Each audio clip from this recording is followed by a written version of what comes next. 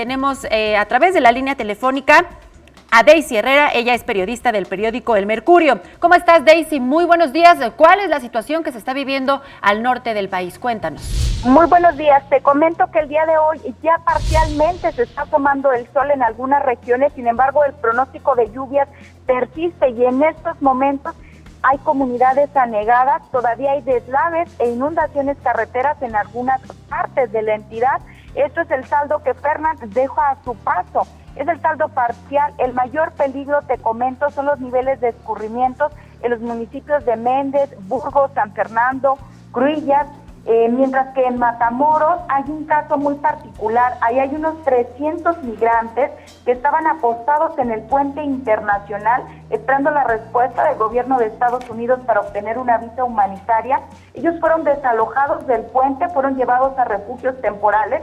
Te comento que de estos 300 migrantes que estaban ahí apostados, no todos se quisieron retirar, están a la espera de ser llamados y prefirieron quedarse ahí a la intemperie, a pesar del peligro que ello significaba. A lo mejor la mitad de estos 300 sí aceptó irse al refugio temporal. Ahí también a Matamoros mandaron 4 equipos de bombeo para desfogar el agua en diversos ejidos de la zona sur, en donde el agua pues sí alcanzó niveles considerables que prácticamente los dejaba incomunicados. Al otro extremo del estado tenemos también el municipio de Burgos, en donde hasta la mañana de hoy persisten 8 comunidades ejidales incomunicadas por la crecida de los arroyos, mientras que el acumulado de lluvias en la entidad hasta este momento supera los 700 milímetros, es decir, casi 6 veces más del promedio normal de lluvias que tiene Tamaulipas en el mes de septiembre.